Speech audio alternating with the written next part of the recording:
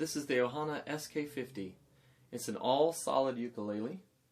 It's got a cedar top and it's got rosewood sides and back, all solid, and this mahogany binding, which looks really nice with that.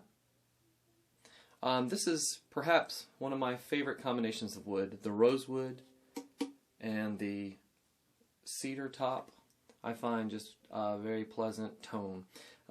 It also tends to be one of the absolute loudest.